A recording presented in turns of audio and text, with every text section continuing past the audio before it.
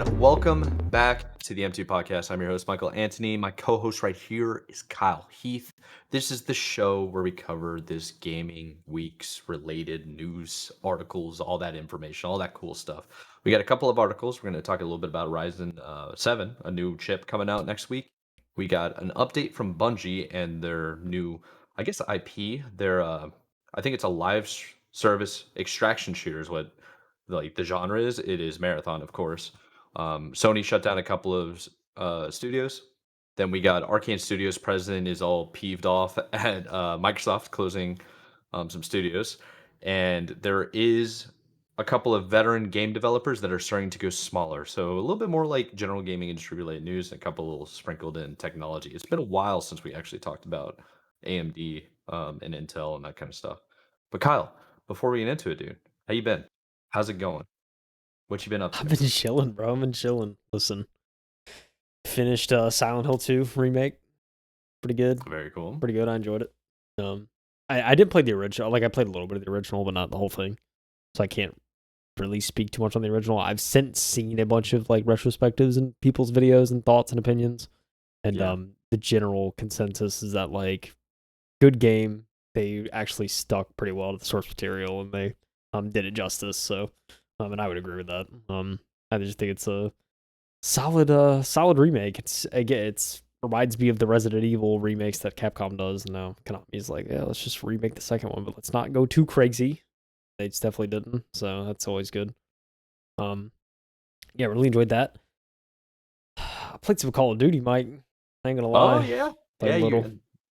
You've been grinding along with our other mutual friend that's been trying to prestige and all this other stuff. Play more than I am, but yeah. I played a little bit.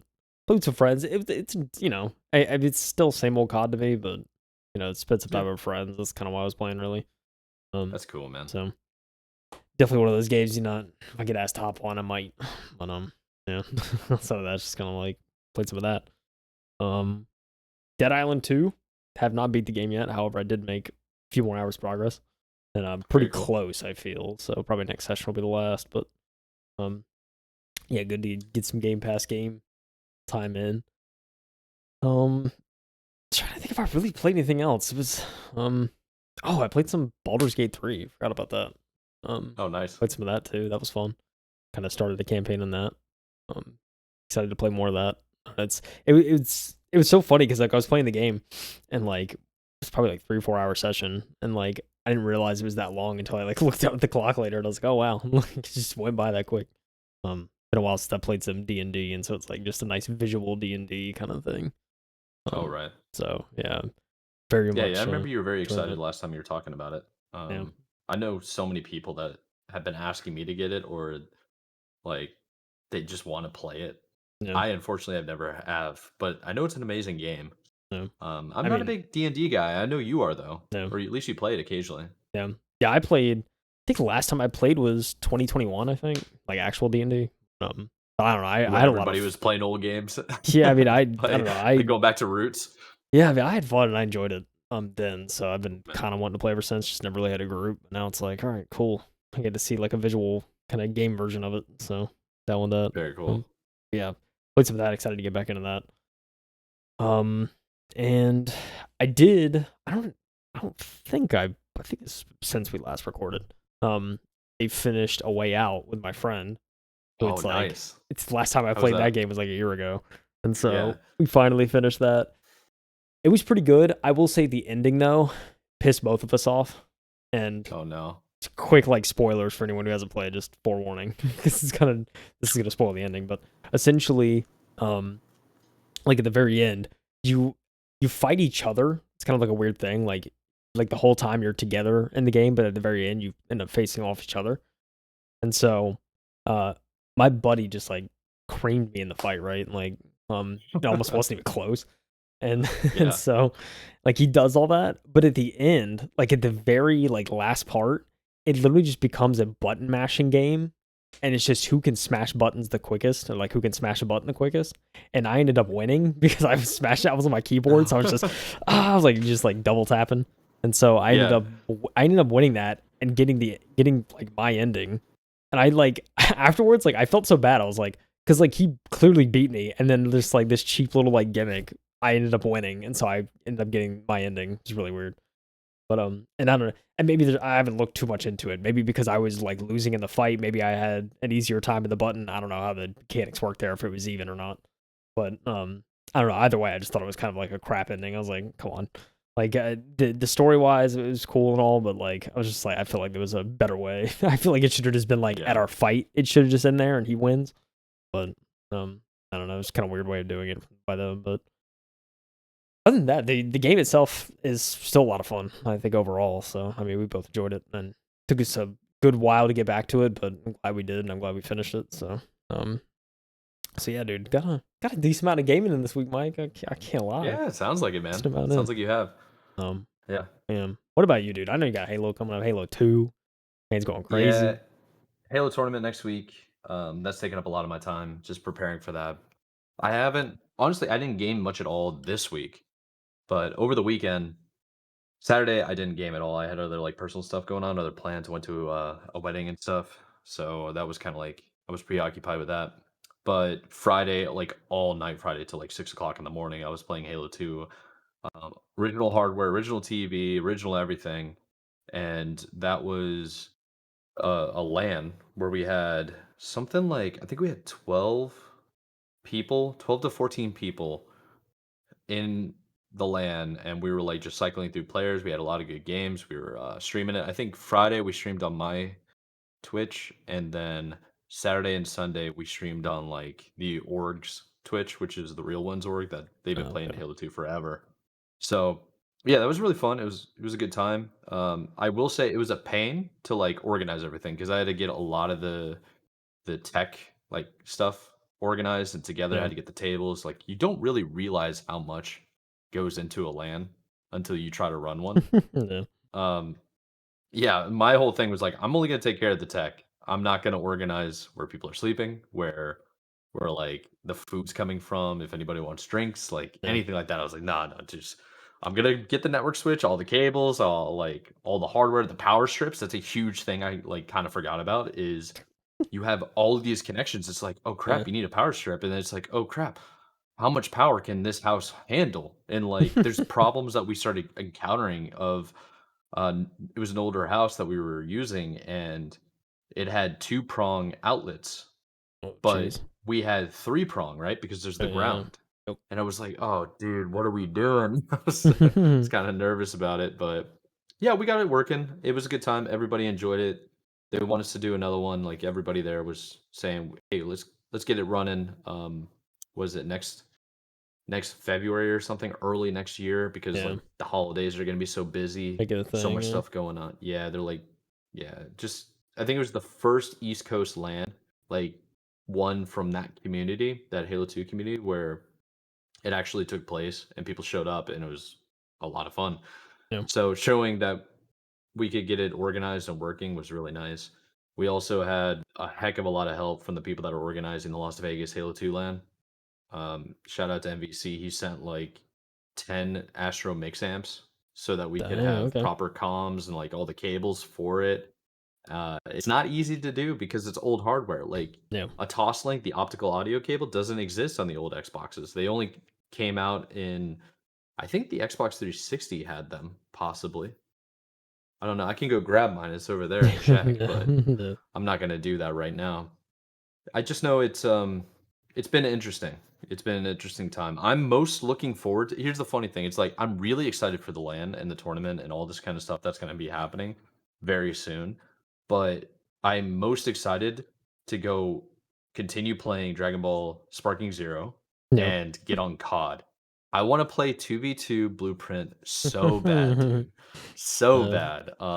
And I see everybody having fun. I mean, Optic Gaming is doing Optic the Race. I don't know if you've been looking at that on Twitch. I know you don't go They're on Twitch as still much. doing that? They're still Dang. doing it. They're on day 6 today, and they're That's just crazy. for anybody that doesn't know, they're trying to reach max prestige, uh, like max amount of times you get prestige. I think it's 6, Yeah, possibly. something like that. So they're grinding, and it's like Dude. 24/7 Mhm. streams, and they're That's just crazy. cycling through content creators and pro players. I It's really remember, cool. yeah, they used to do that for all the CODs, right? I remember for Modern Warfare 3, I think it was in like high school. I can't remember what grade, but when they did it, when they did Model 3, I remember I was like the most jealous person ever, and I was just like, I wish I could just literally like wake up, not even go to school, just play COD and grind like these guys. I was like super Yeah. jealous of it. Oh yeah, dude. Yeah, it's That's like, their job. That's like yeah, they're literally. making content now. But it just seemed like, yeah, that like it was back when like the Optic House was the thing. That was peak Optic for me. That's when I was like, it was like huge, kind of like, oh, like everybody wanted to be them, just get a house, and game, and all that. But Oh yeah. yeah, just came Yeah, down, dude. it's pretty sick. It is pretty sick, man. All right, dude. How about we switch it up? We kind of ranted and yapped for the start of the 10 minutes, doing a little bit of an Yapped. update. Let's get into what the heck's going on in AMD. Um, I'm hoping this is going to be pretty good because a new chip's going to be arriving November 7th. This is about the time of year where AMD starts dropping their newest stuff. Yeah, And I don't know much about this generation, and it kind of makes me sad that I don't know. yeah, I don't Hoping you know. can fill us in. Yeah, I don't know much either. And like you were saying earlier, it's definitely been a while since we've covered anything Ryzen, Intel, any of the computer hardware stuff, really. So it's good kind of thing to dip back on. Oh yeah. But this is coming from The Verge, Tom Warren reporting. He says that AMD's Ryzen 7 9800X3D gaming CPU arrives on November 7th for $479. AMD's next gen 68 or 7800 X3D includes higher base clocks and second generation 3D Vcache technology. After bizarrely teasing a 9000 series X3D announcement last week, AMD is making it official today with the Ryzen 7 9800 X3D. It'll be available on November 7th. Priced at $479, the 9800 X3D is a direct successor to the best gaming CPU on the market right now, the Ryzen 7 7800 X3D. There's a lot to be excited about with the next generation X3D chip too. AMD will be increasing the base clock speed of up to 4.7 gigahertz on the 9800X, and max boost it will be 5.2 gigahertz. Combined with an increase to a 120 watt TDP, this may well help improve productivity workloads, something the X3D chips have always fallen behind their non-X3D counterparts. A nice little chart, including the article, showing world's best gaming processor, generational game performance. And so it's kind of the 7800X compared to the 9800X across many different titles. You see quite an improvement. Hogwarts Legacy, Far Cry 6, Ashes of Singularity Escalation, like all these titles are like 122% increases. And, That's cool, but like, what about 22%. Minecraft? That's what I'm saying. Like Counter-Strike 2's on here. I'm surprised like Counter-Strike 2 is like kind of a less of a boost than other games, but I think it's because it's so optimized already. yeah, probably. Yeah. True. Yeah. It's weird. This is almost like an Apple graphic. I think like in the group chat earlier, I was kind of Dude, yeah, you were Apple's dropping explain like that, yeah. Apple drops these like stupidest infographics ever, where it'll be like, so if they're comparing like computer processors, like they have their M2 chips, now they're M3, M4. So like they're talking about their new M4 chips. Like one of the graphics I saw was World of Warcraft performance from an M2 to an M3 to an M4, and it says it's 2.2 times faster or something like that than an M4, and like 1.3 times faster than M3. And it's like there's no like other gauge or anything. It's just faster. It's like, okay, I mean, I don't know how you measure it, but whatever. It's kind of like this. It's like you see like the 100%. It's 111% increase, 118. It's like, okay. So I guess it's just What does that even mean? average performance. I don't know. And there's like no. I'm curious, at least in terms of kind of what that's measuring. But anyway, the 9800X3D is really focused on gaming though. AMD is calling it the world's best gaming processor and promising an 8% uplift in average FPS over the 7800X. Those gains are thanks to the Zen 5 architecture and the second generation of 3D Vcache technology. AMD even claims that 9800X will be up to 20% better than the Intel's latest Core Ultra 9 285K in gaming. In a video announcement, AMD computing and graphics boss Jack Hunch reveals that in many games such as Far Cry 6 and Cyberpunk 2077, we are more than 40% faster. The 9800X3D is also the first X3D processor to be fully unlocked, allowing enthusiasts and gamers to unlock it and squeeze more performance out of their systems. AMD is launching the Ryzen 7 9800X3D on November 7th, priced at $479, Mike. Oh my gosh, dude. That's crazy, dude.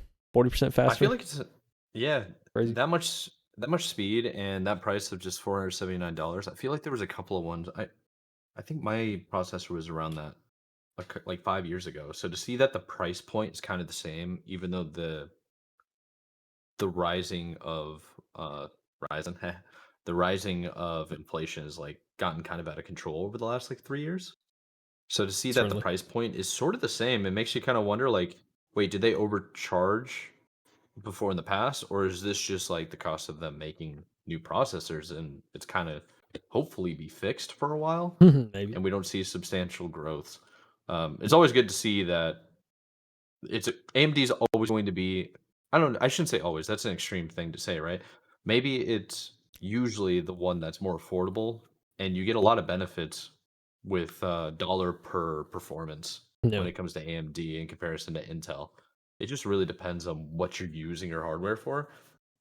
More options like this to see AMD making improvements to the overall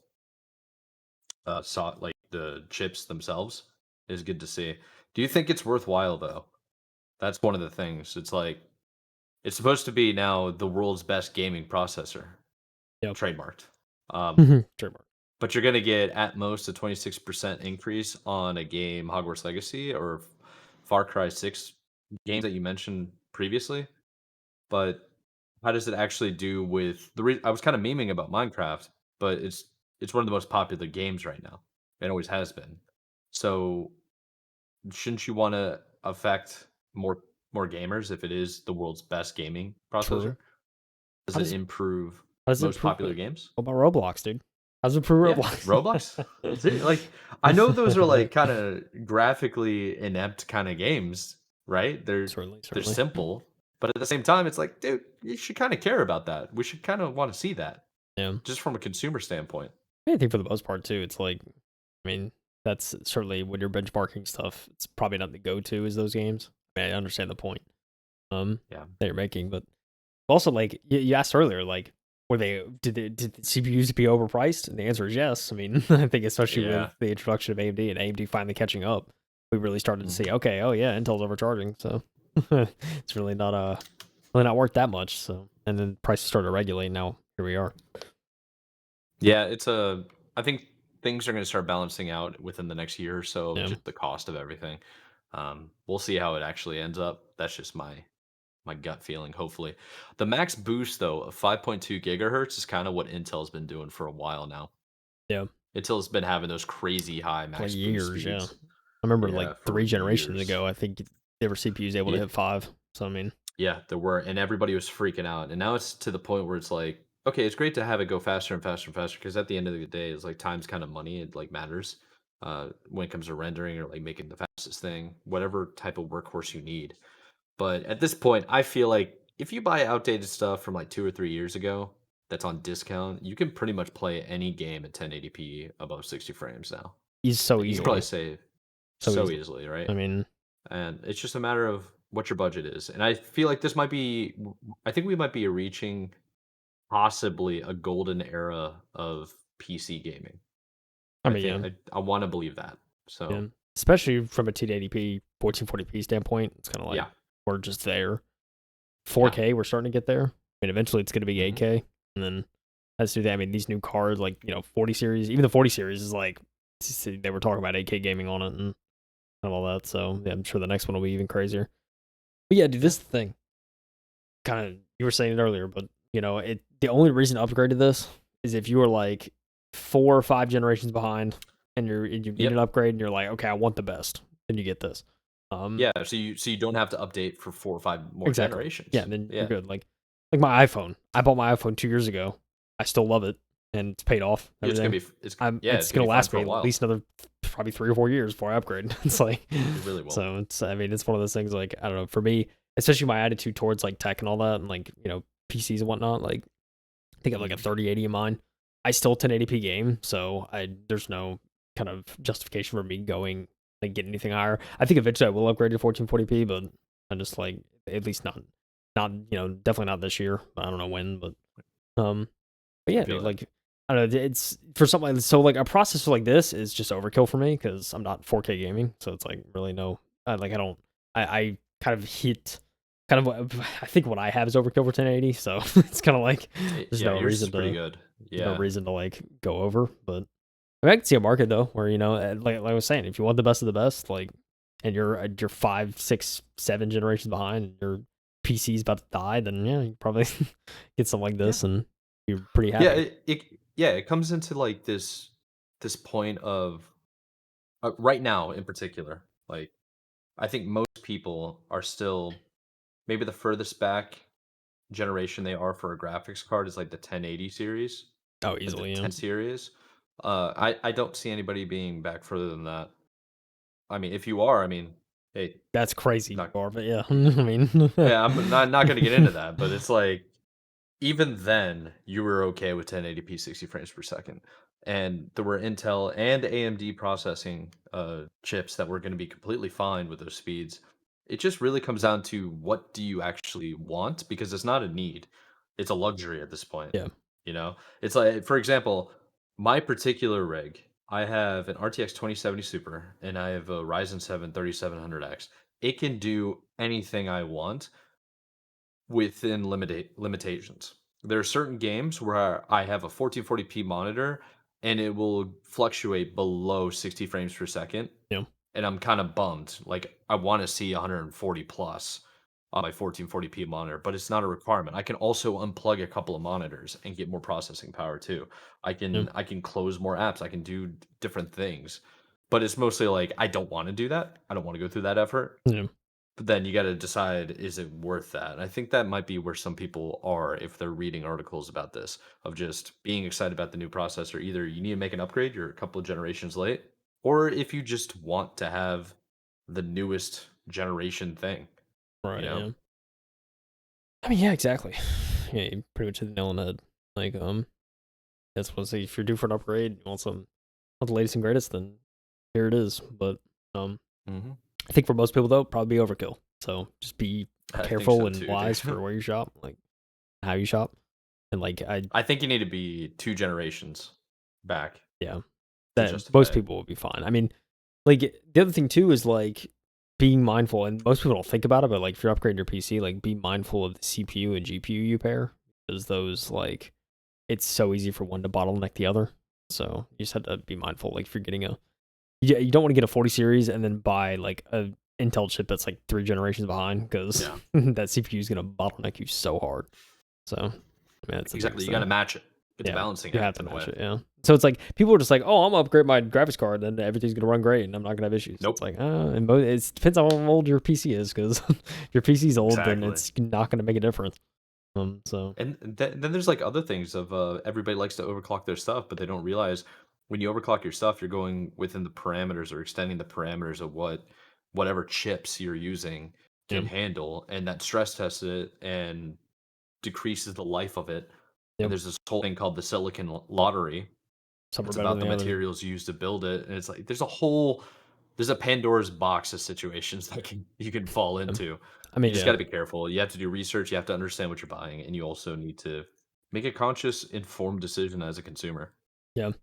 Like I don't know, overclocking for the most part, like in most At this cases, point, in I most don't think it matters. cases, yeah, it doesn't matter. Like at this point, in most cases, like overclocking gets you such a minimal performance boost that it's just not worth it for the life of the chip. Exactly. I think so. Exactly. It's like you might as well Y- just get some, keep it stock. You can maybe boost it a little bit, but I don't think there's any reason to go like 2 gigahertz higher or something like that, or like a gigahertz higher even. There's no Yeah, reason to do that. So I think people only want to do that if they're trying to set like a record or something. yeah, like, it's for the You know? enthusiast and yeah, people trying Yeah. to really get the most. Um, but yeah, I don't know. Most use cases, it just doesn't matter. You could do like, or just use like the Intel boost profile. Like Exactly. just You'll use be the all right. built-in one. You'll be fine. Like you don't Yeah, have to do seriously. anything crazy. You don't have to like liquid nitrogen Windows or boost. yeah, yeah. Dude, you don't have to like I don't know. Yeah, you don't have to. Liquid nitrogen would be insane. Yeah, or just like the Too much. aquarium PCs where it's like in the Hmm. non-electric liquid. It's crazy. Yep. Alcohol maybe? I don't know. I don't know Yeah, what I it forget what it uses. is. Liquid. I don't Yeah. know, but yeah, dude, just be mindful. Non-conductive. Yeah, there you go. Just be mindful, guys. Be mindful and get what works for you. Do your research. That's a fact. All right, let's jump into the next episode. So this one's come from Game Rant. It's about Bungie gives an update on Marathon, and I'm pretty excited to get into this one. I personally haven't really been paying attention to Marathon. That's just kind of how my train of thought is with new games that you don't know anything about. I like to see the updates every now and then, but I'm not like religiously looking at the blog posts. Um, But this one is coming from Game Rant, like I said. It is Bungie gives update on Marathon. Um, I can't pronounce his name. can't either. Virage. I know Virage is the first name. Uh, no idea what the last name is. Sorry. I'm not gonna try. I'm not gonna butcher it. So let's just jump into the article that was written over at Game Rant. So Bungie has published a brand new development update for its upcoming live service extraction shooter Marathon. Well, their near 10-minute video provides a lot of details about Marathon. Bungie fans who want to see new gameplay will have to exercise some more patience. Originally a story-driven first-person shooter series from the 1990s, the Marathon name is set to be revived by Bungie with a big modern twist. Marathon will return as a live service extraction shooter, and while some fans are hesitant about the decision, the unique and absurdity art style depicted in their Marathon's initial trailer has many others excited. Unfortunately, several reports from Marathon's troubled development have somewhat shaken confidence in the game, but Bungie's latest update indicates that it's shaping up nicely. You gotta appreciate Bungie being bullish on so many things, dude. Yeah, You I really mean, do. yeah, you really do. So, following recent I'm struggling with words, brother. Struggling or following recent rumors about Bungie gearing up to announce more marathon news, the studio released a new video yesterday discussing how the extraction shooter's development is progressing. Marathon director Joe Ziegler, I think Joe uh, Ziegler is how I said it. I don't know. Ziegler, Man, I think it's how he Ziegler, says it. Ziegler. Ziegler. Okay. Joe Ziegler sat opposite a camera for over 9 minutes and outlined some new information about the game, such as Marathon being an, in quotes, intense survival experience. There is a goal of every gameplay session is to get out alive. Well, I mean, I feel like that's just the definition Sounds of an extraction sounds shooter, like you an know? extraction shooter. Yeah. Gematsu has published a transcript of the video for those interested, but the highlights are as follows. So, Marathon Director unveils new details about the gameplay and characters. Ziegler confirms that Marathon will feature both PvE and PvP elements as players will be plunged into hostile environments with enemies and other players. There will be quests to complete and loot to find along the way, and equipable items will expectedly alter the selected character stats. As for characters, Marathon's runners is what they call them, will offer a handful of abilities that can be used alongside the equipped gear. Confirmed a hero shooter slant. Pretty cool. Ziegler revealed two new pieces of concept arts for Marathon as well, showcasing two runners codenamed Thief and Stealth. These internal codenames apparently hint at their abilities. I would imagine so. Thief, you're probably fast, right? And then Stealth, I mean, maybe you can't see me. Oh, yeah, That's like my I'm theory. liking these arts though. Okay, It does. I like the style, man. pretty It's a good. good little switch. Good little switch. Marathons must wait until 2025 for gameplay footage. That's unfortunate. Oh, So, as far as Marathon's development is concerned, Ziegler stated that Bungie has been making aggressive changes to the game in the past couple of years after collecting feedback from playtesters and content creators. Bungie was even holding marathon playtests earlier this month with a select group of content creators. Ziegler did confirm that Marathon's environments are coming together in a really, really beautiful way, but the character models still have a way to go. Lastly, the director said that the next game or the next Marathon update will come in mid 2025, and that Bungie plans to significantly expand the playtest. I would assume beta testing at that point, open and I would close, hope like so. being able to stream and stuff. Yeah. Um, Fans across PS5, Xbox Series X and S, and PC can now wishlist Marathon as well. There's one last little paragraph here. It's more of a, I think, an opinion piece from the article writer here. So it looks quite likely that Marathon's next trailer will debut in the summer of 2025, possibly at PlayStation State of Play or Summer Games Fest, our favorite show, by the way. However, the bigger question among fans is the game's release date. Previous rumors allege that Marathon could slip to 2026. I would imagine so if they're keeping a closed window, right? From its internal 2025 release window. It remains to be seen whether the delay happens, but going by Bungie statements, it seems Marathon could launch in early access next year and fully release in 2026. What is your take, Kyle? How do you feel about it? Just the last piece. I feel as though Bungie would not do an early access thing and they would just push it till it's ready for full release. I'm thinking 2026 as well. Yeah. Yeah, especially if we're trying to do more playtests and whatnot, and we're trying to get something ready by middle of next year. I just don't see how this could come out next year. So I think 2026 seems accurate. But I mean, I like the little concept art. Again, we really can't say much because we don't have gameplay. We don't know what this is going to be like. I'm excited because it's Bungie, as we said in the past. Yeah. I really want to see what they're, I know it's working on this game for a minute. I'm saying, I hope this ain't gonna be some like generic thing. I want that Bungie to do something unique and different and all that. So, but I mean, I trust Bungie because it's Bungie, right? I mean, obviously, not many probably of the creative pieces that were there for Halo and whatnot, but hopefully some of that DNA stayed. I don't know. But I think, I mean, I'm certainly interested to see more. I mean, I think too. It's got me worried with how like Project Team has gone and how there's like you bring Joe Ziegler in and people left and it's like kind of high up people that left and so it's kind of like that's got me worried. But I don't know. At this point I need to see gameplay and I don't really have. I feel like I don't have too much more of an opinion outside of that. It's like until I see stuff, it's like it's hard for me to be like, oh, I'm ready or like this is gonna be great because I don't know. Yeah, you're not wrong. Like. It's mostly just all talk at this point, and I also want to see something. We need more information. We just need to see it play out, dude. That's what it really comes down to for me. Yeah, it makes me hope that when we do see gameplay, it's in a really good state. That's what I'm hoping for. I'm hoping Bungie does. It's not like we're gonna wait till mid next year to show it, but we're probably only gonna be in like a beta, like an alpha stage or something like that. Like I hope that's not the case. It just looks like crap. Like I really hope that doesn't happen. So it can't, right? Because I don't know. Bungie has had a lot of trouble with their studio heads, especially in the development of the first game, Destiny 2 or Destiny 1. But Destiny 2, they kind of figured it out and they've been updating it. I would say Destiny 2 is a success. It had a lot of people playing it and a lot of DLC, a lot of support. It sold a bunch of copies. It made a lot of money.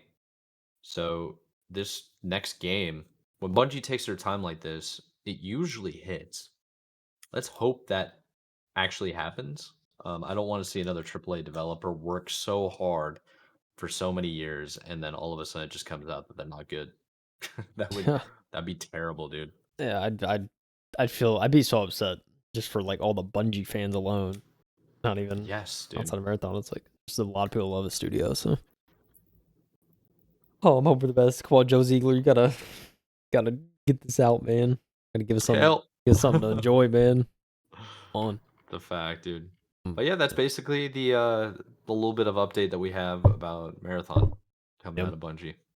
True. And just did a talking head piece for 10 minutes. There you go. it's just him. I was like scrolling through it. It's just him. Yeah, it's just him chatting. Somebody in our group chat said that it looks like there's somebody behind him with like tiny hands or like whatever. Very kind of like the only thing moving in his hands. It's like not. Yeah. Man. He's not a very personable person, I guess. I mean, I don't know. Yeah, I don't know. To me, I don't really notice that. I can tell he has a body. He looks normal to me.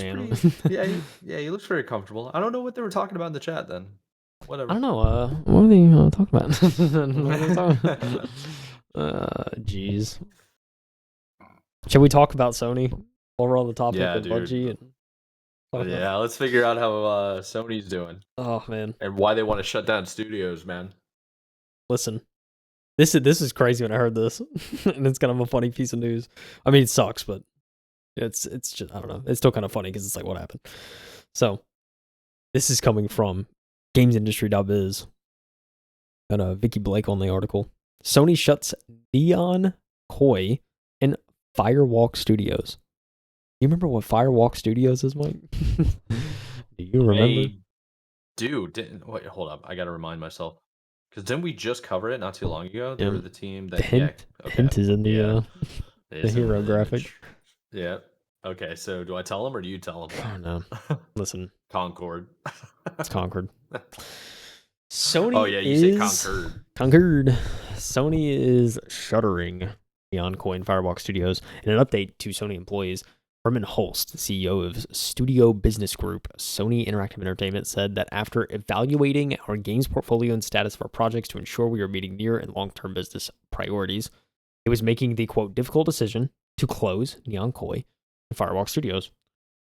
In the former's case, Holst said that whilst mobile remains a priority growth area for the studio's business, the company needed to concentrate on titles that are in line with PlayStation Studios' pedigree and have the potential to reach more players globally. For Firewalk, Holst said that Sony had spent considerable time these past few months exploring all of our options. It has determined the best path forward is to permanently sunset the game and close the studio. It's unclear how many people will be affected by the layoffs and the closures, but Firewalk says it employs 51 to 200 people on LinkedIn and Neon Koi 11 to 50. Quote, I know none of this is easy news to hear, particularly with colleagues and friends departing SIE, Holst added. Both decisions were given serious thought, and ultimately we feel they are the right ones to strengthen the organization. Neon Koi and Firewalk were home to many talented individuals, and we will work to find placement for some of those impacted within our global community of studios where possible. While today's a difficult day, there is much to look forward to in the months ahead from the studio business group and our teams, Holst concluded. I remain confident that we are building a resilient and capable organization driven by creating unforgettable entertainment experiences for our players. Following Concord's shutdown, GamesIndustry.biz spoke to experts about the many factors behind the decision, how live service games could avoid a similar fate. Yeah, dude, this is it, Mike. Firewalk Studios is now no more after releasing Concord, and then 2 weeks later, not even like, what was it, a week or two or something like that, the game shut down, and now the studio is no more, which effectively is it's effectively just killing Concord. So that game has no chance of coming back at this rate. So yeah, crazy turn of events, Mike. You spend hundreds of millions on a game, just insane, and then all of a sudden the studio, like, you just just to acquire it was like $100 million. It's like, and that has to be one of the biggest blunders I think in all of gaming. Biggest fumble, dude. I don't think you can make fumble bigger. I don't know what it's almost worse than Anthem. It's a big fumble. Like, Anthem was massive too, but at least Anthem that much money. Survived. Now it's like you can't even play this game. Yeah, Anthem, they were giving that stuff away for free in the nearest GameStop. Really? Nah, dude, that's actually insane. It's so bad. It's bad. Yeah, dude, it's so funny. I saw some gameplay too of like some of like the animations and stuff of like the heroes with like the guns and whatnot in Concord, and I was looking at that, I was like, I could tell like someone took time. Like, this looks pretty good. Like the animations and stuff looked good. I was like, you could tell this is like a AAA title in quotes. Like, it's like they put a lot of like emphasis to detail on some of that stuff, and it just, dang. Like, you look at it and it's like, yeah, looks like a AAA title. I don't know. Yeah, I think they just fumbled the bag, really, because it didn't offer anything new. Yeah, you can have all these like great things that make it look cool.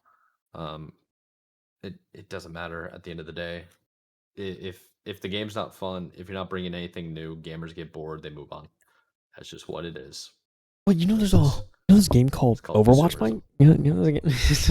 What about That's true. like Valorant or yeah, fair. Okay. What about some hero shooters? You know what I'm saying? These are other games that would 100% be better than Concord. If you're trying to compete with them and you don't make it better, you don't offer anything new, you're gonna fail. Exactly. It is what it is, man. A Deadlock, dude. Not the new Valve game. That's around the corner. Yeah, that's been popping off a lot. Like all these closed betas and like closed game trials and stuff. True, People have really been enjoying that. Very cool. Okay. Valve cooked. I mean, this thing like Valve is kind of like, I feel like I want Bungie to be like Valve, right? Like, you release something, it's good and it's different. Yeah. So somehow marathon, but just quick little callback. But yeah, I don't know. It's It's just crazy, dude. Like, I honestly don't know if I was expecting Firewalk to shut down this quick. Um, I suspected they'd probably give it another chance with Concord because they spent so much money on it. That's But yeah, that's what I thought too. To see them basically say, "Nah, we're good," and then shut down the studio, it's like, yeah, whoa, it's like, okay, okay. I guess this game doesn't have yeah. a chance.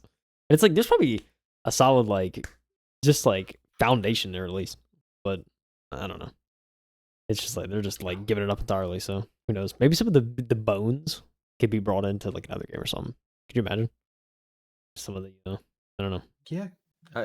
Well, hold on. Should we be concerned that they basically this game failed and they immediately shut down the studio? Like it lasted for maybe 2.5 weeks to Yeah. the public, and then they just dropped the studio right away. Is it studio? What's Can't do it. yeah. Buns. Can't do it. So yeah, I don't know. Maybe they saved us. Maybe Sony knows best, Mike. Maybe what was it? The business group? Oh yeah, business studio. Sony Studio Business Group. Maybe they know best, bro. Maybe they're like, hey, look, we're gonna save these consumers and not subject them to this and Possibly they're like this is maybe, dude. disgusting. We gotta bury this and act like it never happened. You know, Gross.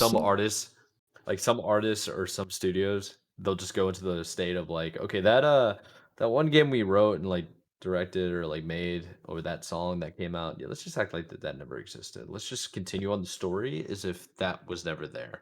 Close your eyes, guys. Look away. Yeah. Yeah. What a fumble. But I mean, hopefully these people get new jobs. That's Yeah, just hopefully. tough. At this rate, Uh, dude. Get shuffled Would you around. put that on your resume? I probably wouldn't, but you kind of have to, right? You spent I mean, years there yeah. I would developing a say, yeah, game. especially for those years, like, yeah, you can't have a gap. So it's probably better than having a gap. It's But not right, dude. It's just sad. like, yeah, I worked on that. I honestly, as a developer, I would probably be like, if I found out I was interviewing someone that worked on that, I'd probably just ask them so many questions. I'd be like, all right, hold on, pause the Oh interview. yeah, I have questions. yeah. We gotta get to the bottom of this. like, what happened? Like, what's going on here? That's a good point too.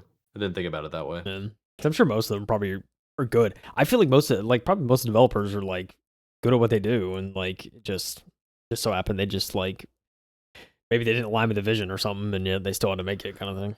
So, I don't know. Yeah, I feel like that happens plenty of times. There's plenty of times you've been working for a job that maybe you wish you could do differently, and you talk to the supervisors, and they're just like, "No, no, no, we had to do it this way because it's always been done that way." There's not Yeah. much you can do after a while. It's like, "Ah, well, at the end of the day, I work for you, so I'll do that. Yeah. Whatever you want." Like, I think my way's better and faster and more efficient, but you want me to do it a different way? Ah, whatever. I'll do it Yep. the other way. That's what I'm Who saying. knows? That's what I'm saying. I don't know, something At like the end that. of the day, it's a job. So, We all gotta have 'em to live, dude. It's crazy in this country called the United States of America. You know what I'm saying? yeah, get to work. Get to work. You know who's no longer getting to work and hasn't been since like April, Oh, May? what a Oh. segue. Jeez. Oh my gosh, this guy is Oh my god, ridiculous. listen. Most of them probably have new jobs right now. Oh, I would think so, actually. This is kind of nuts. So, this article is coming from IGN. It's written by Rebecca Valentine. We've covered multiple times. This actually came out on Halloween, early in the morning. Happy It's when we're Halloween, recording. everybody who's listening. Maybe I Yeah, ain't giving out candy right now.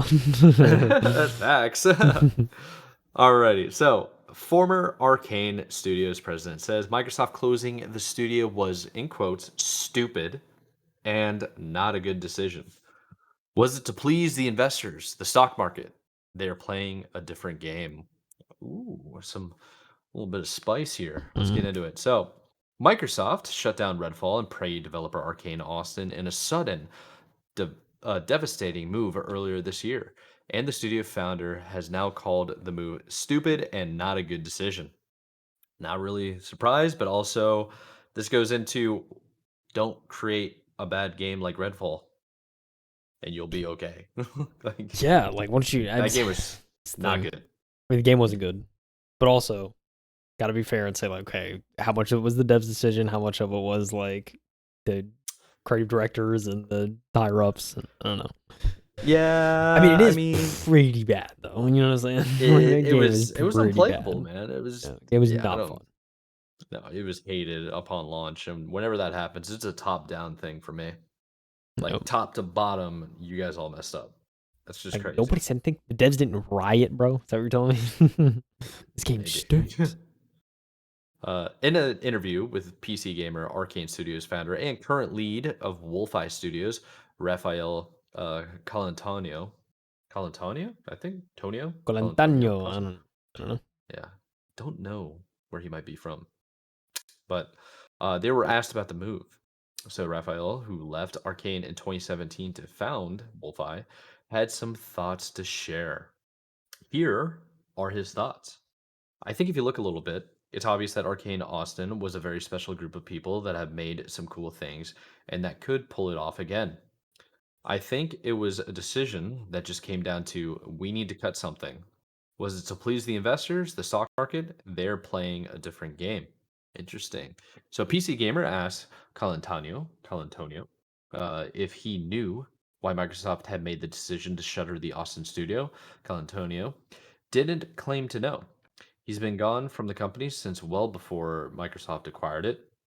After all, the most logical theory people have speculated is due to the struggles of Arkane Austin development at Redfall, but Colantonio didn't float that in the interview. I wouldn't either. If you're that far detached, Yeah, probably just shut your mouth, I'd be like, I don't know. keep to yourself. I think it's the. Uh, I want to say it's the same studio that made Dishonored. So like, had some good yes. in the tank, and then you Oh drop yeah, they this. Like, make what good. the? Yeah, I mean, that's the problem. I feel like you're only as good as your last game. Yeah. Oh yeah. I feel like that's how I it mean, is yeah, because I think so. game critics are brutal. Yep. I really think that. I agree. I would agree with Uh, that. so he goes on to continue in this interview. There are a couple of little excerpts here that we'll read. The rules that they play, we might not understand them. It's a different thing. It's hard to know why they did what they did. The only thing that I stand by is saying that the specific choice of killing Arcane Austin, that was not a good decision. The interview continued with Colantonio expressing that recreating a similar team to Arcane Austin would be impossible or at best would take forever. When you have the magic of Harvey Smith and Ricardo Bear, or etc., that all come together, it's a specific moment in time and space that just worked out this way. That took forever to reach. Those people together can really make magic. It's not like, doesn't matter, we'll just rehire. No, try it. That's what big groups do all the time. They try to just hire massively and overpay people to create those magic groups. It doesn't work like this. So to me, that was stupid. But what do I know? It's like, okay. You made some good games, dude. You might know something. Why don't Um, think? I'll close this out real quick, and then we'll just talk a little bit more about what you think, Kyle, what your impression is. So, Arcane Austin was closed alongside Tango GameWorks, which is back, it's alive, and Alpha Dog Games. Arcane Leon remained intact, and Tango GameWorks was acquired a few months later by Krafton. In a letter to staff at the time, head of Xbox Game Studios, Matt Booty, said the cuts were due to a reprioritization of titles and resources at the company. Microsoft had previously announced plans to cull, is that cull? Cole, P-U-L-L? yeah, Cole. Yeah, 1,900 staff from its gaming workforce. The company CEO, Satya Nadella, received a $30 million pay raise last year. They always love Interesting. bringing that up, Interesting. dude. They always love bringing that up. So Saucy. like, oh, you guys want to cut stuff to make the budget look good, and you gave the company CEO a $30 million pay raise. It's like, bro, that's insanity. Because that Right. also gets in the books. That's something to talk about. Some Yeah. of that stuff, though, which is weird, it's voted on the board of like trustees or board of directors or whatever. They vote on the salary for the CEOs, and they vote on how much the bonus should be worth. So it can get kind of dicey like that. I don't know how that $30 million pay raise came, but that's Yeah. just something to think about. It's not always the CEO's fault that they get paid a certain amount. Yeah. It's kind of yeah. Okay. Yeah, that's fair. It's yeah. It's weird, right? It kind of makes you wonder. Yeah, like how does the CEO like how does he scale that? He's not like Yeah, doesn't become like OP or anything. Yeah, it makes sense. Um. pretty much. You don't want to run rampant, especially when you have shareholders you have to appease, you have to deliver to. But yeah, Yeah. something I'll really consider. What do you think, Kyle? Makes I will say it makes a great point though. talking about that. Like, look, if you have some of the goats when it comes to making games, you have some people that you have people that really know what you're doing. If you lose those people, we see it sometimes in the industry where it's like you hear these creative directors leaving, you hear like important figures and moving on. You oftentimes see that a game does not deliver or live up to what it could have been had the people still been there. So I think it makes a good point of like implode. Yeah, I think it makes a good point of like, look, there's really good people there before. They're not there now, and so am I surprised that you're just you think that they're replaceable when they really aren't? Like, then it's just like, yeah, it's like that's kind of the thing. Can't just like, oh, he's pretty good. Let me just pay him a bunch of money and see if he does it. And then it's like, he's trying to manufacture magic. It's don't work like that, man. Especially in the creative space. Yeah, try to do this like plug and play crap. It's not. It might not work, man. That's just what it comes down to. I always some people that are really good at what they do, and sure, like you hire someone outside that you think's really good, but maybe you have a project in mind that you give to them, and they don't come up with their own thing, and so it's like they're shoehorned in, and it's like not their vision, so it just doesn't really mesh, and then they end up leaving, and then the project releases, and it's just dog crap, and then you're just like, I don't know what to do it. So I think it makes a good point. And so yeah, I think just closing the studio, yeah, but I mean, yeah, sure, I agree, it definitely wasn't a good decision, but I mean, I think they probably felt like they had no other choice considering they released Redfall, and then it's like, did we try and find the right people, really take time with this, or should we just move on, kind of thing? And they just decided to move on. So yeah, I mean, sometimes that has to be made. I think it's just unfortunate timing too, just and the CEO is probably like, all right, listen here, Phil, we gotta get rid of some people, all right? Why don't you just draw up your little studio map and make a couple kill shots, all right, buddy? And we'll all be you'll still have your job, we'll be good. Yeah, here are the ones on the chopping block. Throw a dart at the dartboard. All right, hits. Tango Game Works. It's like, what? Yeah, no, I didn't mean to hit that. And then it's too late now. You're committed. Yep. At least they got ball back though, so there's still still some up there. But yeah, dude, it's like you're just hitting a random like BGS studio or something like that. It's like, okay, yeah, whatever. Right. Like, you hit Austin, which made good games before, and they make one crap game. It's like, all right, well, you got to go. Do I say it? Like, you have all the other studios, like the Microsoft ecosystem. Yeah, you couldn't have just like darted 343. I mean, come on. Seriously, man. Well, they kind of did, right? I mean, there's Halo Studios now. It's gonna start over. Yeah, okay. They really let them do a UE5 kind of reboot of the It's about time, though. I mean, for them, honestly, don't get me wrong. It's great. I feel like the studio has been so gutted that they're basically starting off at new. The switching to Halo Studios is a different name doesn't mean anything to me. Switching engines means a lot to me. Yeah. So thanks. I think it's the only time I actually I had hope. I had hope at the start of Halo 4. I got really excited at Halo 5 because of the campaign and the new story of where the direction of the game was going. Because I was really invested with the Halo 4 campaign. They dropped the ball with Halo 5, and I lost all hope with them. And then Halo Infinite came, and they're like, "We're going back to the roots. We're building a new engine." All these lies that they said. Pick up the game, and I'm like, "Okay, this is fun." Then I'm like, "Wait, no, it's kind of busted. Oh yeah, it's definitely broken." Like that kind of thing happened.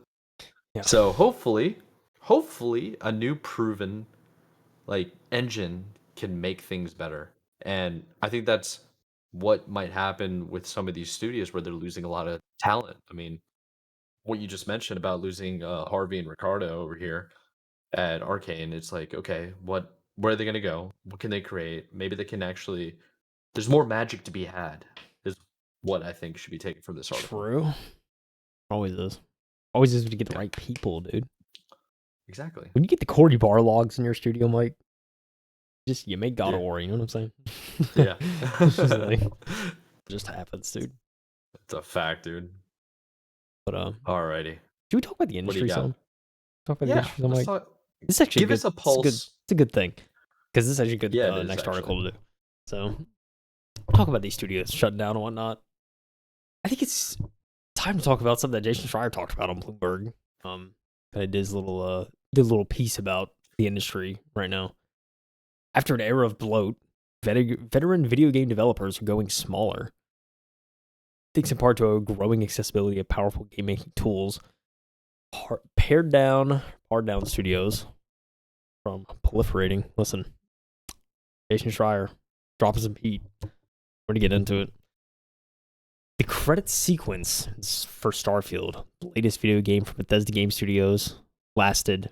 Want to guess how long it lasted, Mike? I don't know. What do you think? An hour? 2 hours? 40 minutes, but hey, that would have been crazy Jeez. if it was like an hour, 2 hours. 40 minutes for video game credits, by the way. It features thousands of names from around the world, including writers, designers, producers, programmers, animators, 2D artists, 3D artists, analytics managers. See, it's kind of crazy. 2D artists and 3D artists, like, do some of them do both, or is like one specialized in the other? I'm curious because I don't know how that works in a video game. But yeah, I don't either. Analytics managers, studio directors, voice actors, casting directors, session coordinators, sound engineers, dialogue editors, prop supervisors, and translators. The core development team included more than 400 people across 4 different offices. Dude, side note real quick something I learned that I found interesting. Maybe you will too. Maybe our listeners or viewers. In Japan, we talked about this when we were talking about Assassin's Creed, with the new samurai movie game coming out. Why am I forgetting the name? Shadows, Whatever. I think. Shadows. Thank you. Sorry, man.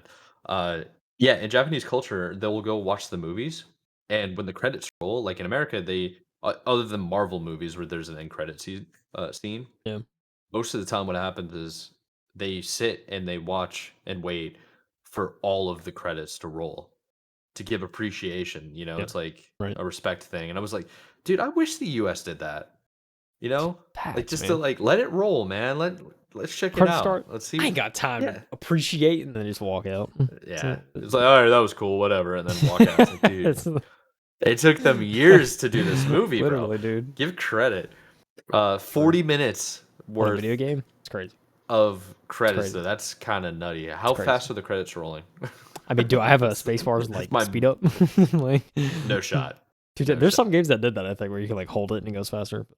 Oh, most of them just like hold Y or whatever. Yeah, most of them's like triangle. Here, just hold this to skip it altogether. But yeah, you're right. Yeah. Did you know we actually talked about this? I think a little bit in another article, but for Nate Perkapile, lead artist in Starfield, the title's vast scale required a painful amount of bureaucratic grunt work. Yeah, we talked about this a couple weeks ago. Throughout the prolonged development process, Perkapile attended upward of 20 meetings a week to communicate with staff and ensure that everyone was moving in the same direction. Sanity, dude. It's a lot of administrative work. Just saying. Jeez, bro. That's half your work week. And meetings, bro. Because each meeting I know is like they always milk an hour out of your life. Yeah. 20 hours out of a 40-hour work week. Or you're probably working 60 hours if I'm this guy. Yeah. Whatever. Insane. Eventually, Perkapile grew wistful the old days of Bethesda where he started in 2007. Back then, their team consisted of fewer than 100 people. Worked out of a single basement, and yet were able to create a major hits such as Fallout 3 and Elder Scrolls V Skyrim. Sick of the bloat, he left Bethesda in 2021 and started his own shop. He has since gone on to make the Axis Unseen, a heavy metal horror game released this month, which he developed himself rather than a team of hundreds. I could pretty safely say there's not a single day that I've even contemplated going back, Perkapile said. That scale of production is not necessarily enjoyable for a lot of people. You're very much a cog in the machine. Just cog in the machine, man. I can tell this guy likes metal music. As video games have grown more complicated, with larger worlds and more realistic graphics, the companies behind them have expanded dramatically. Top franchises such as Assassin's Creed now employ legions of programmers and artists. In 2022, Activision Blizzard Inc. said it had more than 3,000 people working on Call of Duty. 30 bands. Dude, 3 bands, I guess you go by thousands. 3 bands, bro, working on COD. It's crazy. As a result, budgets have swelled. Uncharted 2 from Sony Group Core's Naughty Dog was released in 2009 and had a budget of $20 million. Studio's latest game, Last of Us Part 2, cost more than $200 million. In response, a significant number of long-time game workers like Perkapile are ditching mammoth productions in favor of smaller teams where they hope to enjoy more autonomy, work more productively, and spend less time in meetings. It's an aspiration that feels more attainable today thanks to the growing accessibility of powerful game-making tools such as Unreal Engine, which Percopile and many others have used. Exact numbers can be difficult to pinpoint, but in recent years, developers with decades of experience, including top directors at major companies, have left in droves to work for smaller outfits. Some quite voluntarily, whilst others were pushed out as gaming companies cut tens of thousands of jobs over the last 2 years. Renee Gittins, alumni board chair of the International Game Developers Association, said that smaller teams are more nimble, able to take greater risks, and have lower overhead. Ain't that the truth? You know what I'm saying, Mike? Let me talk about that. Let me talk about the indie, you know? It's crazy. Small studios are not burdened by stockholder expectations, who have little regret for the ebb and flow of the game development costs and profits, he said. Stig Asmussen, who directed 2 hit Star Wars games for Electronic Arts' Respawn subsidiary, quit in 2023 to start his own company. One of his goals, he said in an interview, was to recreate the frictionless atmosphere of Respawn's earlier, leaner days before it was purchased by EA and became part of a much larger, more bureaucratic organization. When you're only tracking 100 people, it's a lot easier to do things more in line with what exactly the needs of the team are, he said. He plans to hire between 80 to 150 people, enough to execute an ambitious vision without sacrificing camaraderie. I want to be able to know everybody on the team, he said. I mean, it's what can you ask ambitious. for, you know? What can you ask for? I'm saying. Learning to create games really within tighter constraints can be liberating, said Mike Laidlaw. Mike Laidlaw. That's a pretty cool last name. Who worked on big corporations? Who worked at big corporations such as Ubisoft Entertainment, SA, and EA, where he directed Dragon Age Inquisition. 2020, he co-founded a new studio, Yellow Brick Games, where he runs a team of around 50 people that he says is able to look at these limitations of scope as opportunities to be clever. He also finds it easier to keep everybody on the same page. Because the overall team is small, the relationships feel a lot more personal, he said. Communication is a lot more direct. Veteran game developers say that another advantage of smaller teams is that they typically correspond with lower budgets, which often allow game creators to take more risks. Two of this year's 10 best reviewed and most successful games, the card game Balatro and the mystery exploration game Animal Well, were created by solo developers. Both make use of experimental gameplay ideas that larger game companies might have balked at, particularly if they were operating with budgets in the 8 or 9 figures. It keeps the cost of development down, Animal Well creator Billy Basso said. It's a much less risky way to finish something. Yeah. Make your own games, at the end of the day, yeah. I never really thought about it in terms of inflated budgets when it comes to staffing, of why indie developers are the only ones taking risks. Yeah. It is clearly just the natural evolution of big corporation, big conglomerate of people working together to create something with a vision that's proven to be successful, because the risk is so much higher. Like if you miss, you're losing tens, hundreds of millions of dollars. Yeah.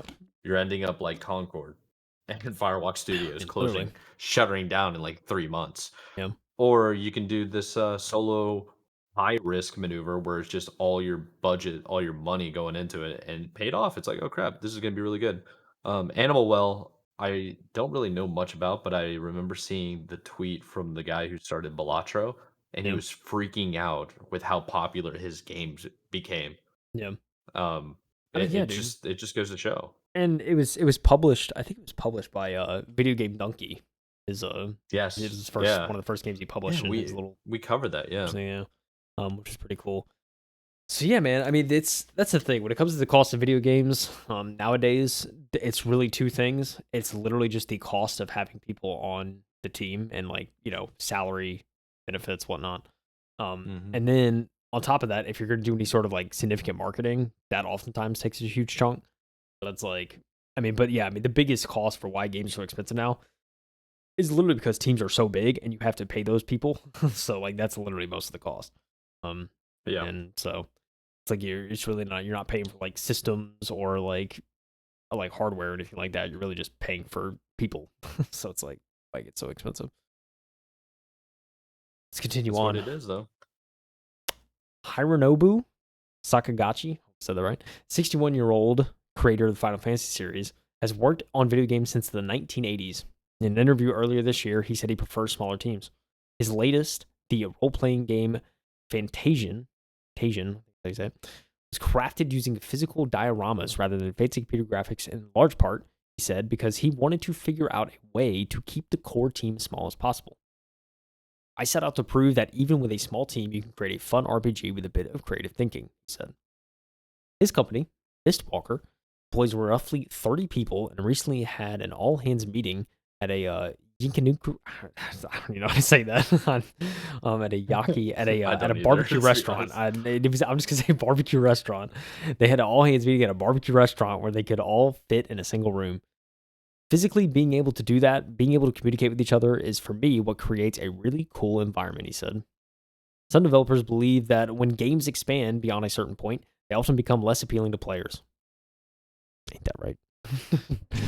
Ain't that Yep, recent it's titles? the truth. Recent titles could prove this, Mike, such as Ubisoft's Star Wars Outlaws and Avatar Frontiers of Pandora, which contain humongous worlds made by teams of hundreds of workers, failed to meet sales expectations, leading to a company-wide crisis. Heather Serlin, who spent years working on large games such as Starfield before starting her own smaller outfit, said she thinks fans are finding big bloated games to be wasteful and unnecessary. Players want games made by developers that are intimately familiar with the project. That's what I'm saying, Heather. That's what I'm saying. You know? I think I prefer smaller projects too. So smaller teams. Just me. Yeah, and I mean, it goes back to what I said about the indie devs are the ones taking risks. Yeah. And if you have a smaller team, you can do everything they're saying. You can take more direction and Yeah. accountability. A small team is just better organized, it seems. It's true. Huge teams can also directly cause production problems by compartmentalizing units and making it difficult for individual workers to playtest their games and identify issues. CD Projekt CD Projekt SA's Cyberpunk 2077, which was pulled from the PlayStation Store after being launched after its launch because the game was such a mess, suffered from unwieldy, rigidly siloed teams, among other issues, which we talked about as well, and heard a lot about. Conrad, the director on Cyberpunk 2077, left CDPR in 2021 and started his own shop with the explicit goal of staying small. He said in an interview that keeping his company below 100 people has many advantages, such as granting individual workers greater autonomy. Conrad said that sometimes when his studio is creating new features, his programmers will play them, fix any bugs they encounter, and even tweak the visual effects. In bigger companies, it's not possible. There's too much stuff to do, he said. This programmer will do the code, someone else will test it, and someone else will do special effects. For veteran game makers, moving to smaller teams doesn't just lead to more personal satisfaction and efficient production. It can also lead to better products. Despite being made in 2011 by a team a quarter the size of Starfield's vast workforce, Skyrim remains Bethesda's most critically and commercially successful game. Workpile, for one, says that's no coincidence. Quote, I think the best stuff that came out of those games came out of trusting people. He said, to do that, I think you need a smaller, more intimate team. Article, dude. What a mic drop. Listen, he's so right, dude. Skyrim is still goated.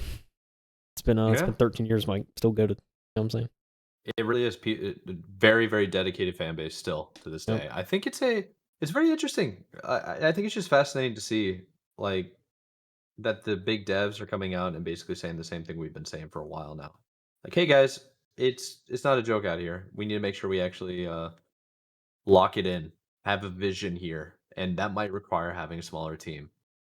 So it'll be interesting to see how this develops Yeah. because like I feel like the natural expansion of a company is to start hiring rapidly, get a whole bunch of people, then you start shipping out bigger and bigger products. But I think there might be an issue going back to what I've said multiple times on the podcast, and I believe you agree with me, is this is more of an art form than it is shipping out a product.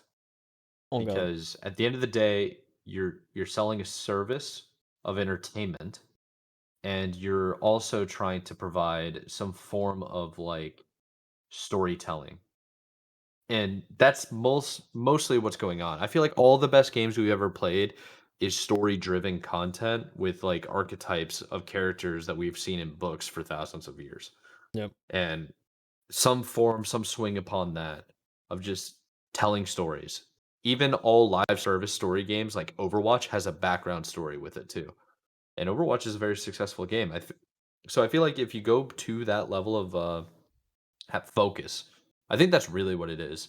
More than the amount of people and the small amount of teams, it's just the focus to create something good, something magical. Yeah, Yeah. that's my hot take. Hey, dude. So no, I think it's a good take. Listen, yeah, it's it almost makes you think too and wonder about like, if we just made if you're gonna make an open world game, why do we have to make it like bigger and better every time? Bigger and better. Why don't you just like let's keep it the scale, the size of like something like Skyrim. Just make it a Yeah. modern technology and just make it like don't like I feel like with RPGs especially, it's so easy to just like make these giant massive worlds, but like just keep the world relatively small and just make something good. Yeah, That yeah, that'd be my I know. preference. It was like gaming trends are hilarious, I think. Yeah. Because there's always something that they're trying to recreate or like do a spin-off of or whatever it might be. And it's just so funny to see. It's like we kind of went through the PUBG, Fortnite era of battle royales. Then we went through a miniature version of that with like Escape from Tarkov, that other game that I can't remember the name of for extraction, like shooters and stuff. We're slowly seems like we're going back into arena gaming again, like the COD That's a series Cycle is Frontier. very I was yeah, thinking of. like yeah, Just didn't work. Cycle Frontier. Thank you. It didn't work, but it's just funny how it's like a circle of life. When at the end of the day, it just comes down to make a good game, good story, good mechanics. That's all. I don't Yeah. even care if it looks good. Like a good game Yeah. that is functional, good story, fun to play, bro. Like that's just what it is, you know. Yeah. It's funny to me. Yeah. I think like I was thinking like talking to like good stories and stuff like that. Like Silent Hill 2, like Yeah, that yeah. game is really good. The story behind that game was something like they didn't alter it much. Like it was pretty much the same story.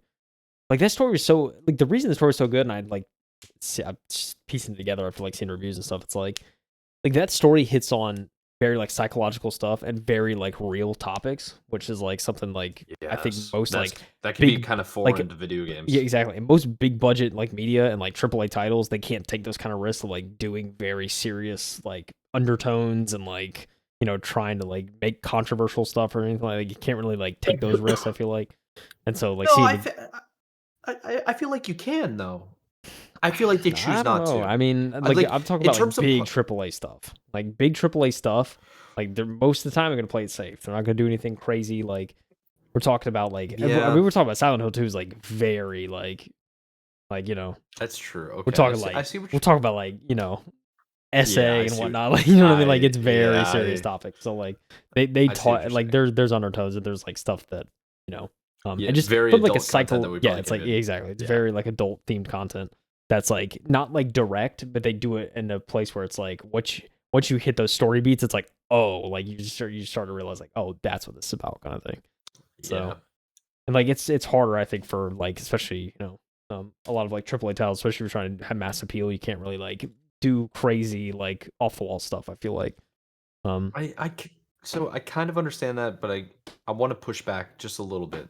Not the not the bit about adult themed yeah content, but I feel like there's been a growing trend of TV shows, of music, of movies, and now video games where it's dumbing down the content because like it's almost like patronizing to the audience or to the consumer.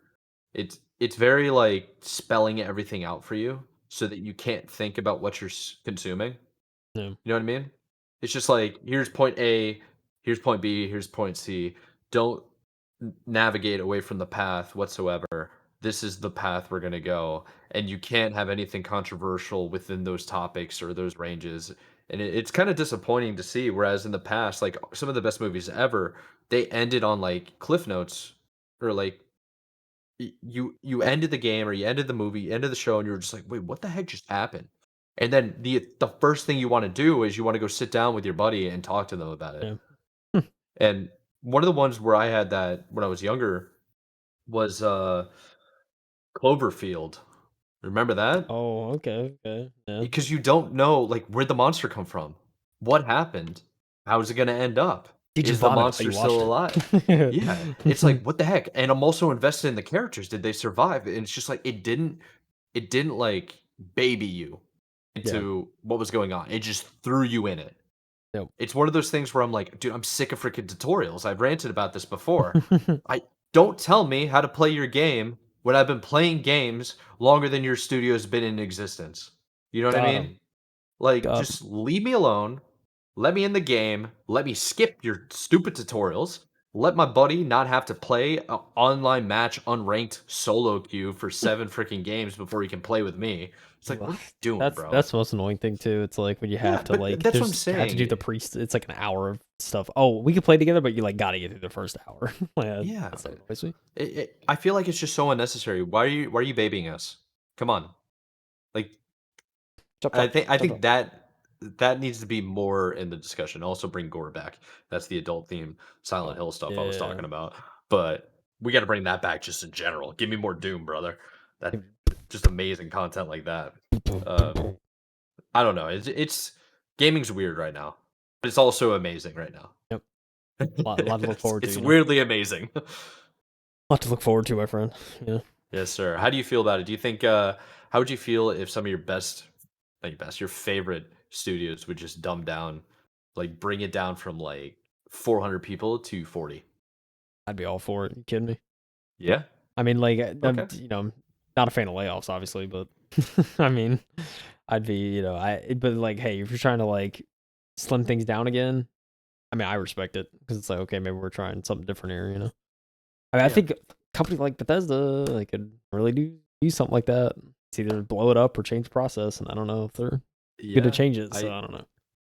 I'm sure there are studios that already do this, but like a giant conglomerate like Bethesda Studios, Activision, they could probably branch off sections, and you'd have more people at the studio heads, but there'll be a studio of a game. There'll be like a game director for this, and the next thing you Yeah, know, you have like massive 1,000+ employees with teams of 10.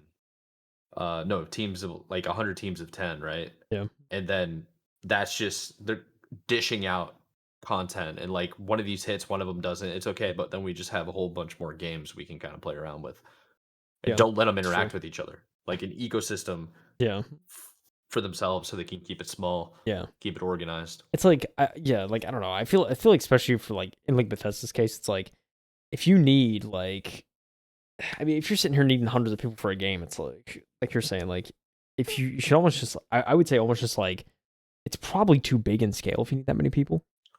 Just like dumb it Yeah, down and do too many different cooks in the teams and kitchen. try do different projects. We have so many different IP. It's like I feel Yeah, like I feel like it's just a waste of time to sit there and have like 500 people on the next Elder Scrolls, and it's like yeah, it's probably going to be bloated and just not going to be. It's going to run like crap because they're still using Creation Engine. And that's I don't know. It's just like I can go on and on, but I mean I agree with your point. I think something like that would do them good. Just be like, hey, let's yeah, just like dumb this down.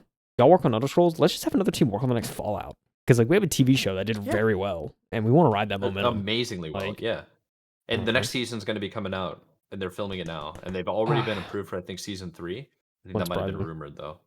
We're But going it's to New like that Vegas, game was Mike. New dude, Vegas. dude. It's My canon. 60 It's canon. doc, my 60+ year old parents watched it and were trying to talk to me about it Yep. because they're There you go. excited. They're just like, apparently it's like a video game. Have you watched it though? And I was like, yeah. Like, what? How do you know about Man. this? And they said the same exact thing for The Last of Us. Like, there's this new like zombie-ish show that came out. It's really good. It's on HBO. It's called Last of Us. And I was like, you're talking about the video game? They're like, yeah, it's amazing. I didn't tell them it was a video game show Yeah, yeah. either. So it's Just like found it. It's awesome. this is where we're going, man. It's like it's Yeah. pretty cool. I want Very more cool to Fallout see. show though, dude. Fallout show is so good, and the fact that it was canon was just like So cool. so good. So cool. You're And it telling me was, I'm watching dude, this and it like falls in line with the it was, games? Or is that what you're telling me? Like that's it. it's Yeah, it's like crazy. this is for real for real? Oh, Like nice. wait, this will have like impacts on the games. Okay, Yeah. like it's sick. Dude, yeah. It's amazing. Yeah, Absolutely amazing. dude. Yeah, That's why I said it's weird, but it's exciting. yeah. I feel like looking back on that, I feel like that's why the Fallout show is so good for me. Is because it actually had like canonical impacts. I think that's why it was Yeah. like if it was just like I mean, it still would have been good if it was like not related to the main, like the actual storyline. But the fact that it was like, oh, okay, like I'm more invested now. And I think most people that play the games are way more invested. So Yeah, that's a good point. it's good stuff, dude. Yeah, I'm definitely invested now. I'm looking forward to the show, dude. It's really nice because it's easier for me to watch a show than it is for me to play a video game all the way through. I relate to Like, that, honestly. Yeah. yeah, it's like the Plus show's energy. kind of spark notes, Yeah. and the game is the full book that you gotta go read. Yeah, it You kind of is. Yeah. know, ironically. Yeah, it's like when you really want to shut your brain off. It's like I don't want to use controller. Like I would just Dude, sleep. I just want to sit down and get fat in the couch. Let me get fat in the couch, dude. That's what I'm saying. That's just Bro. what I That's what I'm want saying. That's all I'm sometimes. saying. Yeah. That's all I'm saying. Oh man, All right, brother. that's all I had. Like, Yeah, I feel like this was a good week. I'm really excited to just hear about Marathon a little bit, just to get kind of an update. Unfortunately, we're not going to really get anything until 2026. That's a yeah, bummer too, because I was talking a game. I was like, dude, Marathon, finally, Bungie coming out with another game. This looks good. Let's go. And then yeah, it's delayed because Bungie went through some chaos because of Sony. But yeah. Sony laying it, shut down 2 studios is big news. And this industry update article from Bloomberg, it's definitely worth a read for everybody. And there's plenty of links that will actually take you to other like YouTube links and more information. So definitely check that out as well. Yeah.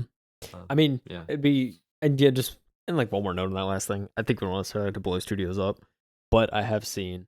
I forget the name of the studio. There is a studio with like some I think it's ex Bethesda or ex Obsidian employees that are like doing their own thing.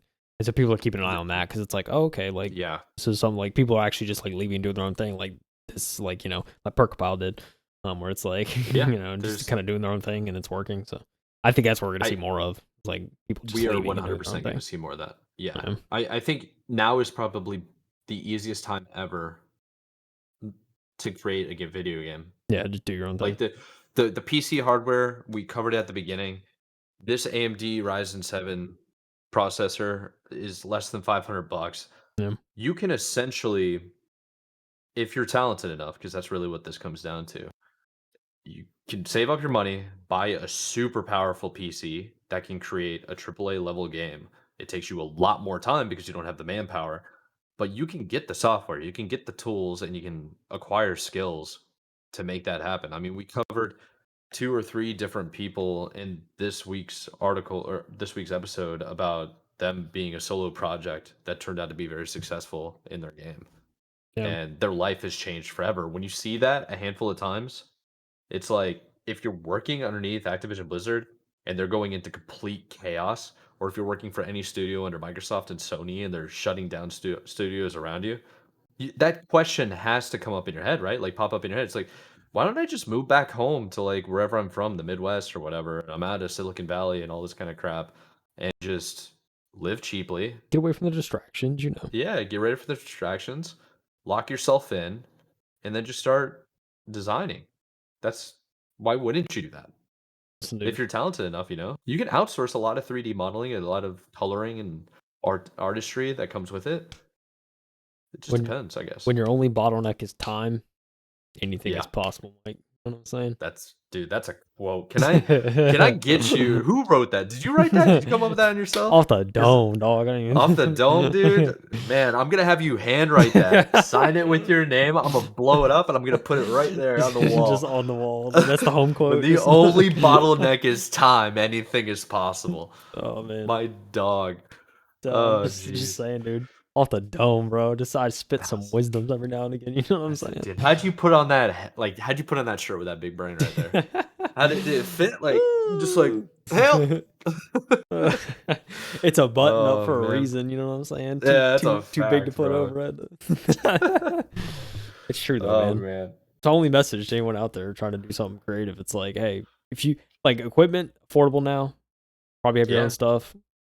Yeah. The only constraint is time, so why not? That's really what it comes down to. You got to make sacrifices. That's the only thing. That's the Nope. hardest thing I think people have Same. is It's making the sacrifice. Comes back to time, Because when dude. you, Like yeah, you're just when you have take the to time, sacrifice it. yeah, you got to sacrifice your social life. You might have to sacrifice sleep. You probably got to be eating when you're working. I've done that. I've done the whole like 4 hours of sleep a night for like 8+ days. 9+ days. I think that's the longest I ever did. And then Jeez. by the last day when I got all my work done, I would sleep for like 16 hours straight. Yeah, yeah. Like I'd go to Yeah. bed at 9 o'clock and you wouldn't see me till 5 o'clock the next day. It's just I was done, bro. It was so bad. Um, yeah, but that's just what happens. Like you got to make sacrifices, and I think it's possible now more than it probably ever has been to create a quality good game as a solo person. I think this Yeah, is. I think there's optimism to be had. for What I'm sure. getting at. For sure. 100%. 100%. Yeah, and AI can assist you in a lot of things as well. Very true. Yeah, but I think that's all we really have for this week, don't you? We kind of went over the Yeah. time period. Your boy's hungry. It's Facts. dinner time. The Canes are playing. I don't know if you knew that. I just saw a noti. Canes are playing. Saw the noti. Dude, they've been bopping. So it's looking good. And I think we'll just let the people go. I am going to be trying to stream more often. I'm going to try to do more multi-streaming. Are you going to be doing anything like that, Kyle? It's been a while since I've seen a stream from you, dude. You said you've I been mean, gaming.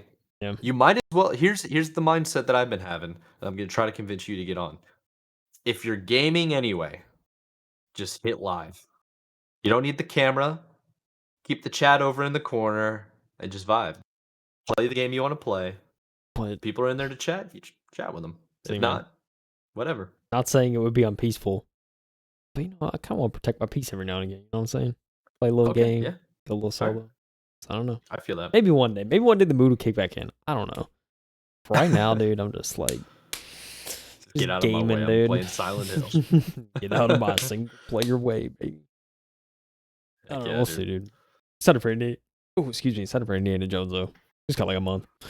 Yeah, it is. It's not far away. That is your game to a T. Yeah, dude. So I mean, I'm excited to hear from that. enjoy it. So dude. All right, dog. Let's let the people go. Let's let them relax, have a good time. You and I actually have to figure out when to schedule to do the next podcast because I will be leaving Haha. the Friday of next week to go to Vegas for the LAN. I see. So that's a shout out. Keep an eye out. It's going to be streamed on the Puckett and LVT Halo. So It's good. yeah. Anyways, cutting to the chase.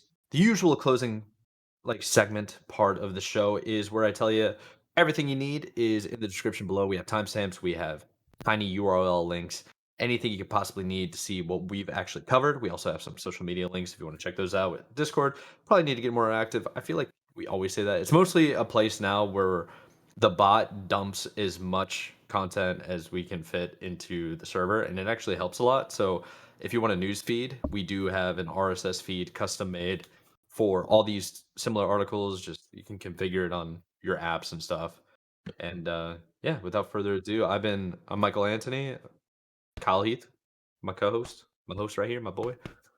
Thank you for joining us. This has been the M2 Podcast, and we will see you in the next one. Peace out. Peace out. Happy belated Halloween.